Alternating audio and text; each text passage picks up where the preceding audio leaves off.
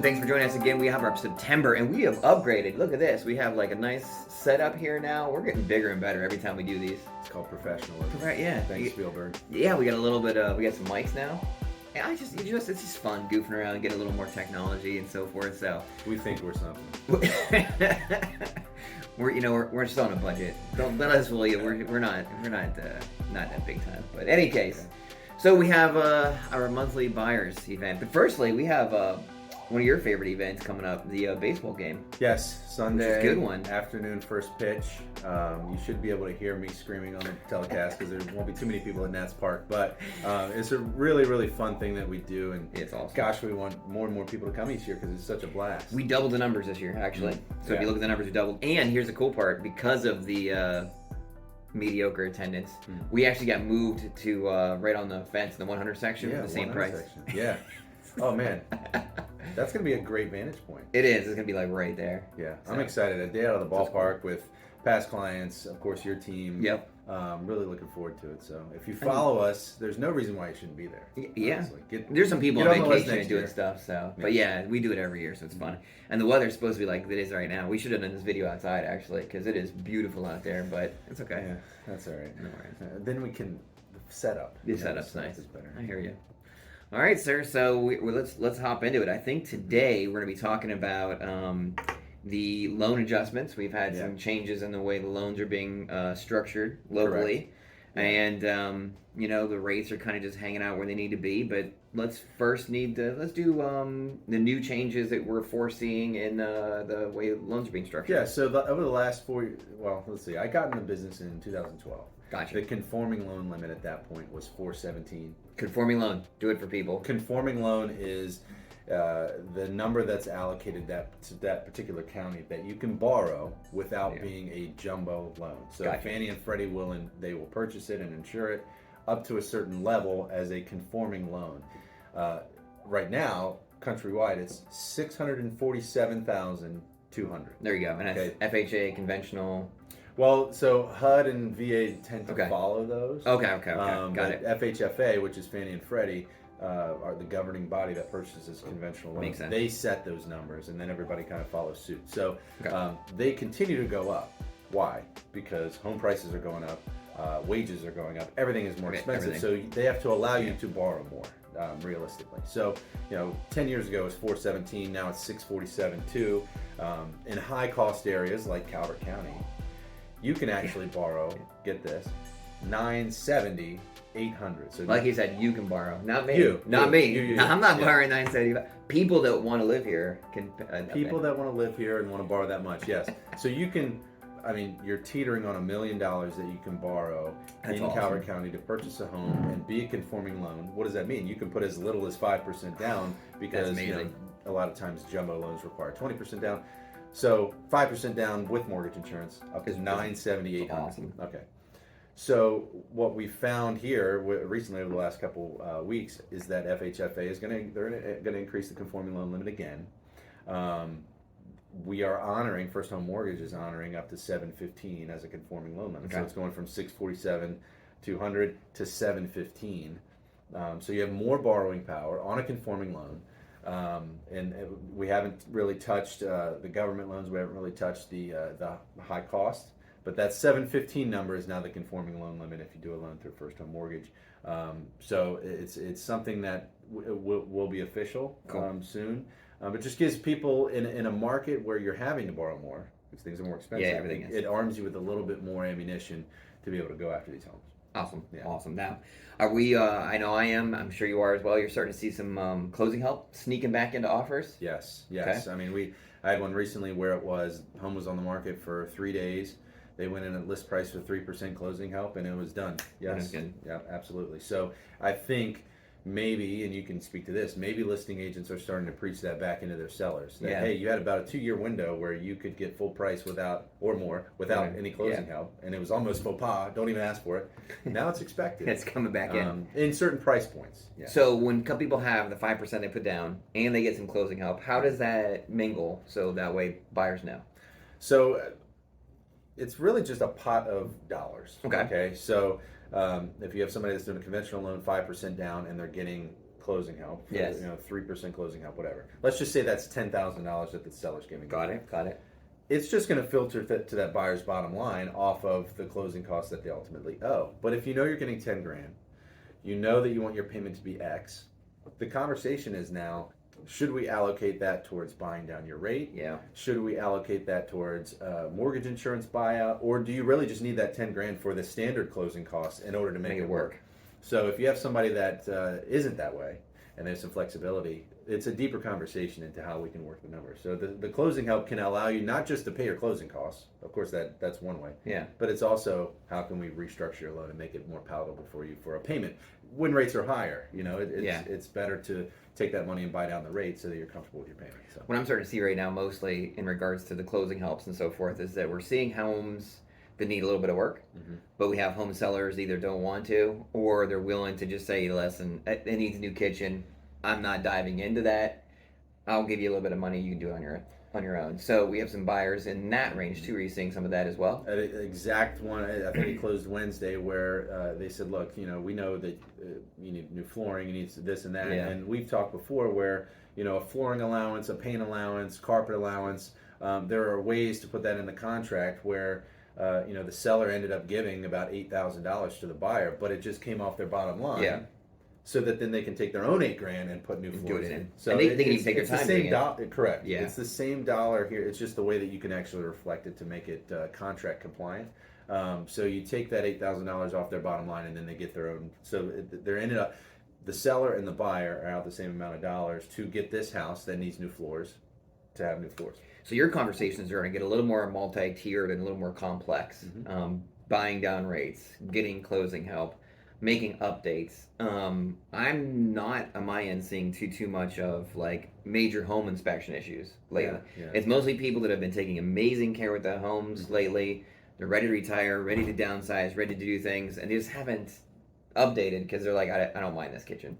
But the next person won't. Yeah. So your conversations are getting way more complicated. So as a buyer, you are starting to get way more options, I believe. Is that kind of right? That's a part of that deep conversation. I keep saying we go in deep, we dig deep. It's not just, hey, you have 50 grand and you want your payment to be 2,500. It's also, what type of home are you buying? Yeah. What plans do you have for it? I mean, if you and your wife are buying a house and you saw it and she loves it, but she absolutely hates the kitchen, Which you have an investment on your hands moving forward. Yeah. So that's all a part of the conversation. What are your plans for this house? Are you going to gut the kitchen right away? Okay, well, let's set aside 20 grand, whatever it might be, out of the down payment so that you are liquid enough to make those changes right away.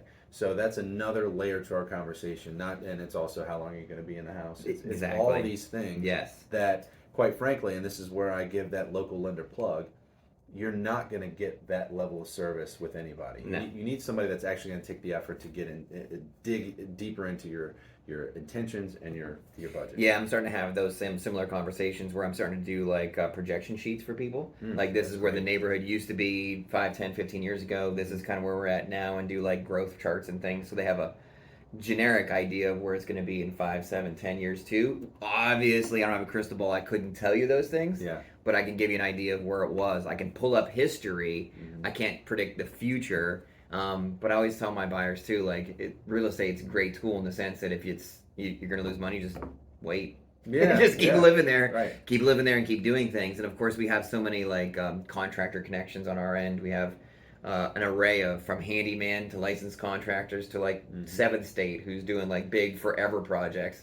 So we have a gambit of those things that work with you and I both, because my buyers are very educated. Like this group is a very educated group. People aren't just making bad decisions in our sphere right now. They're just hunkering down. What do we need to do? How long are we going to be there? And they're collecting lots of information, and it's fun challenge for us. Yeah. So, well, we are at that point in the market, whereas a year ago, you knew whatever house you were going to buy.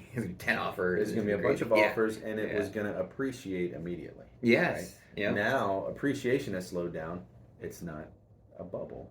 No. Home values aren't going down. No, it's not a bubble. The rapid growth has slowed. Yes. Right? There's still appreciation. So now you have to make a little bit more of an educated decision that, okay, if I bid above ask, or if I go in at list price, I'm not going to have immediate equity 6 months later like I did in the last 2 years. So it's a more calculated decision. And it's fun. It's a lot of fun, I think. Mm-hmm. And we're trying to help people like set up for their futures. And then if we have somebody's like, I'm here for 2 years, like military, totally different conversation. Sure. So like I have one right now that they want a house that's totally fixed up. They're going to put a big chunk of money down because they have it, mm-hmm. and they're going to be there for 2 years. They're going to get stationed somewhere else, but they'll have the equity in the amount they put down. Yeah. It's a nice neighborhood that's very established. Mm-hmm.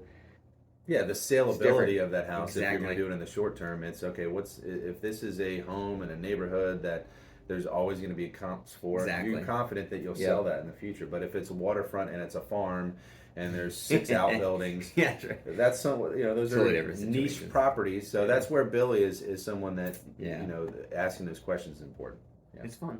We're having a good time. I think this has been one of the more challenging months I think we've had for quite some time because our whole industry, the mortgage industry, is very. We're at a kind of a crossroads. There are big companies that were sort of refi shops. Refinances are down 84% year over year. So if you had hung your hat on that, which is, a lot of people are closing up shop or being acquired. There's a lot of shuffling going on. First home mortgage. I'm lucky to be in this company that's been around for 33 years. That's seen these ebbs and flows constantly. But there's a lot of shuffling going on. There is, and the same in the real estate industry. To be brutally frank, there was a lot of people that just ran out and got their license because the market was great and they could get a couple of quick sales. But I think we're done with that. Yeah, I think they're going back to their regular jobs and they're doing things. And the folks that have been doing it for 15, 20 years are able to hunker down and give really detailed information to people and a lot of experience in the market. So it's about I like this a little bit better. Yeah, it's a little bit better. You added value. It's more fun when people didn't need to, and now you're still doing the same thing where it's absolutely required. Yeah, so it's fun. Yeah. Before we hop off, the conversation we always have is what are interest rates doing?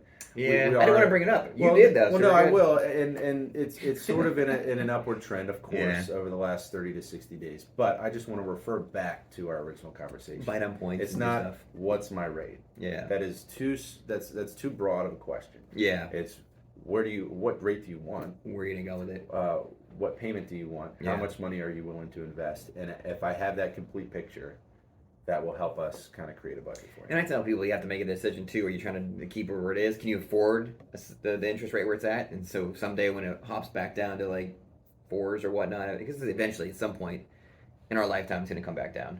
You can always go back and refinance and take some of the money out, or you want to buy down points now and start making those aggressive payments and building equity that way. There's a lot of options right now. So yeah, if you're someone that gets steps, and you're getting an annual raise and that kind of thing, sometimes it's a conversation of, okay, well, maybe this payment is $150 higher than what you envisioned, but how long are you going to really feel that? When your first payment is 60 days from now, and then you're going to make 6 payments before your next raise. Okay, so that's 6 payments times $150. That's X amount of dollars. By the time it's June of next year, you get that raise, you'll be comfortable with it again. So there you go. There's a lot. Again, a lot of conversations to be had. It's not as easy. It's not very cookie cutter at all. So you got to be careful of this like Rocket Mortgage style where you just go on there and click some stuff because they don't know exactly where the button, get mortgage. Setting it up for your lifestyle is a little bit more intricate than clicking some buttons. Convenient, but not maybe behoove you. But they're on this. They have Super Bowl commercials, so how can I compete with them? And some good ones. Sometimes they're even funny. Should I do a Super Bowl commercial? Good luck. What was it this year? It was like $3.5 million per commercial, something like that. It's crazy. It's a little higher. I think I'm off on that. But it was a lot. I mean, it's the most valuable advertising space you can ever have. It's most eyeballs ever. Yeah. So, we could do it, but then what? We're out of business right away. Yeah. We can do high school playoff football commercials. How's that? That's more. I think that's more our speed. more level, more our speed. Yeah. All right. Well, you know what? Until then, we'll just keep doing national tickets for our people. And very cool mugs. Yeah. This was a client gift. It was really awesome. Yeah, that's neat. You got to hand wash it though, but it's worth it. That's not worth it. So yes, Sunday, Nats game. They're playing the Marlins, I believe. It's going to be a great time. If you are not coming this year, we hope we can make it next year. If you, we'll probably do it at the same time. We did it August last year, and it got a little warm. It was a little warm. So I think September might be our new go-to. I think that's the sweet spot. Yeah. The kids are back in school, so they're not on vacation. Most likely, it'll get a little fun thing to do on a Sunday after the first couple of weeks of school. You know. I think, and I could be wrong, but when we first started it, it was rolling in playoff time, so prices were dramatically different. Mm-hmm. So we were like, we can do August, everybody's around. But if we get ahead of the curve, and we've been doing this enough, and we have the rep at Nat Stadium who actually reaches out to us every off season, hey, you guys ready to do it again? Yeah. We can probably get our foot in the door earlier. So. Sure, absolutely. It's a good time. I'm looking forward to it. It'll be a beautiful day. So we have that one. We have teacher lunches we're still doing. So we started rolling those things back out again, which is great because I was tired of not doing them with all the COVID and all the craziness. But those have been fun. Yeah, looking forward to the next one there. So. And then we do like monthly event. Rotary, the bike run is the next one. And then we have our pumpkins for costumes. So just keep a lookout. We do stuff with the community all the time. So Live Local MD. Live Local MD. Jump on the website and check it out because you get mailers about what local businesses are doing. So it's just fun. The local businesses reach out like, hey, can you show this? Can you promote that? Can you do whatever? It's great. It's fun. Yeah. So I'm happy to be a part of it. Looking forward to the next teacher lunch, and then of course Christmas party is never too early to talk about because that's a big one. We have the food truck ready for that, by the way. Good. So that'll be a good one at Mully's. So, all right. Once again, thank you for joining us. Anytime. We'll see you again next month. And each month we get a little bit better at this. We get a little nichier. We get a little more technology going on. So, who knows? You gotta stay tuned just to see how good the technology is next month. I'm ready to do like a music video, like Backstreet Boys or something. I don't know. I was gonna ask you what kind of music, but all right, sir. You have a good one, and thank you very much.